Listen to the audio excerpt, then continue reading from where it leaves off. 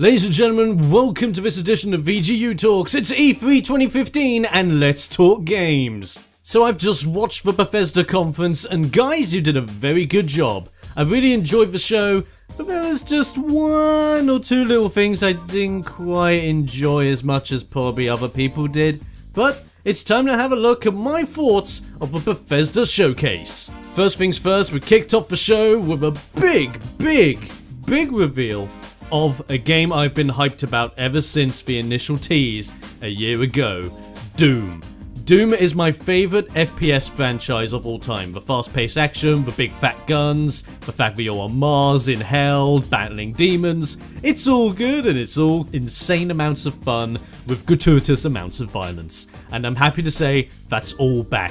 The game looks gorgeous on the, as they call it, 666 engine, which I love the name of. It's just as fast-paced as before. You've got your double jumps, you've got your fast-paced running in, and you've got your melee execution kills, which seem to mix up depending on where you are in position to your enemy, as well as which body part you're looking at, because you can sweep their legs, you can just punch them in the face, you can rip their face in half. Because it seems as if Doom Guy this time around, yes, I'm calling him Doom Guy, seems to have mechanical powers this time around. And he seems to have more strength in his hands, being able to rip limbs off, being able to gouge out parts of the enemies' bodies and stuff them into themselves. This guy's insane. All your popular guns are back. The shotgun, the super shotgun. You got an assault rifle this time around, which is really interesting to see. Plasma rifles making a return. The rocket launcher. All the weapons as well seem to have a secondary fire on top of what they have, which is another great thing. So we're getting even more power from our classic guns with new remade styles on them. The guns themselves look beautiful. Really loving the new redesigns on them. And of course, right at the end of one of the showcases of the gameplay, when you're battling through hell, what do you see? The gun I was hoping they would reveal, the BFG, is back. As well as the single player aspect, we got full on multiplayer, as well as a really interesting thing I'm looking forward to, which is the Doom Snap Map. This thing is pretty much, if you've played Time Splitters in the past, the Time Splitters create a map mode, and it's coming to every platform. PC, Xbox One, and PS4, you're going to be able to create your own maps, your own game modes, single player, co-op, multiplayer, competitive, different multiplayer game modes as well, such as 4 or 5 man straight up all-on-all death matches. I'm even guessing on the PC, you might even be able to make huge all-out multiplayer battles if they're able to extend the maximum amount of people you're allowed to have online with that creation mode. I hope they do. Pretty much everything they brought to the table with Doom is perfect. All the ingredients are there. Big guns, big enemies, demons, hell, and Mars. The only thing that wasn't in that showcase whatsoever was the Doom theme. The Doom theme's not there. It's gotta be there somewhere. I'm looking for my Doom theme, and I hope it's coming soon. After Doom, we had Arcane Studios come out, and they revealed Dishonored 2. I knew this was gonna happen, and you know what? I'm happy to see it. Although I did play Dishonored 1, I couldn't get into it. I don't know what it was. It wasn't my cup of tea. I tried. I really tried to get into the game. I just couldn't get into it. It wasn't for me. But with that said, the game looks great. It has some really good improvements by the looks of things, with all the new abilities and your maneuverability this time around playing as a female protagonist. Things are going to look great. The target audience isn't me, and I know that's right, but there are people out there that are hyped for Dishonored 2, and in all honesty, you should be. The game looks fantastic. Then we had Battlecry.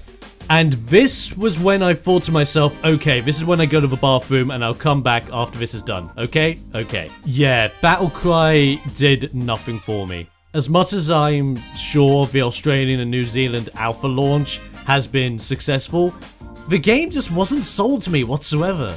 The art style doesn't look that groundbreaking, the animations look janky, it seems to run at a mix of like 60 and 30 FPS at the same time, which looks really awkward and weird. This seems to be Bethesda's answer to TF2, and I'd rather play TF2 at this point. I'm not sure whether it's going to be third person or first person, but the looks of things it's most likely going to be third person. But I don't know, you didn't do a good job with winning me over on that game. I'm not gonna lie. Hopefully this changes my mind. Hopefully when we see more, and I might be able to get into the beta of it, which I'm hoping to as well. And I might fall in love with it. Who knows? But at the moment, it just wasn't sold to me very well. And Battle Cry just makes me cry, thinking you're wasting my time here, dude. Then we had more information concerning the Elder Scrolls Online, with more of what they're doing, bringing in more stuff into the game post-launch. Okay, as much as I thought I would love Elder Scrolls Online, I didn't. My original review of the game you can see on the site, and quite frankly, I just wasn't impressed. It was built as an MMO second and an Elder Scrolls game first, which actually hindered the game more than it actually supported the game. Even though it has been improved and I've gone back to it, I've dabbled into it a little bit more, and I've tried to get back into it, I've tried to give it its dues, I've really tried my hardest, it's still not there. It's an okay MMO for me.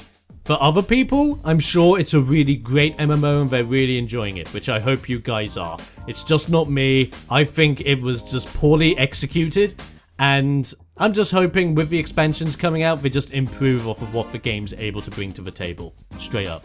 And that was everything. Yeah, that was everything, really. Oh, okay. Before you start rambling about in the comments, I know, I'm just joking with you. Fallout 4, baby! Woo! So, if you didn't see my analysis, I pretty much got things right. You start the game pre-bomb Fallout. I knew that was gonna happen, but I didn't expect the amount of customization that they've put into this game now. Customization is key now with Fallout 4. Character customization is just about manipulating the faces of your male or female counterpart in order to make them exactly how you wish for them to be. The only part of the story that we know about is that you survive a nuclear bomb fallout and you're the only survivor of Vault 111 200 years after the bombs fell. 200 years of time! That's insane! And when you come out of a vault, there's even more customization with gun modifications, there's more customization with being able to create your own settlements and your own caravans between these settlements, being able to customize your own pieces of armor and your power armor. Things in Fallout look great. I don't want to spoil a lot for you in case you haven't seen the showcase or any of this Fallout 4 footage, because trust me, if you're a fan of this series and this game, you need to see this for yourself. It's a lot to go over, and I'm not going to go over it here. Go, have a look, and go nuts.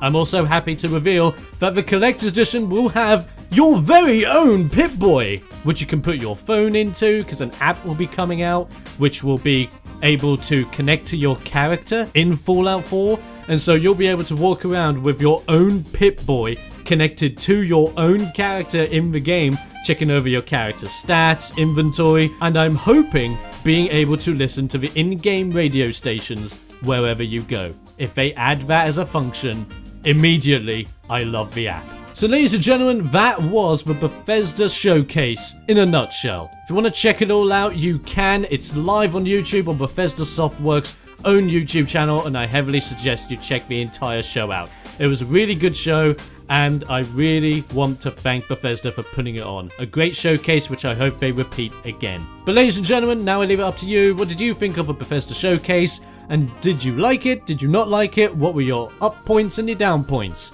Let me know in the comments below, and I'll see you next time for another edition of VGU Talks during the week of E3 2015.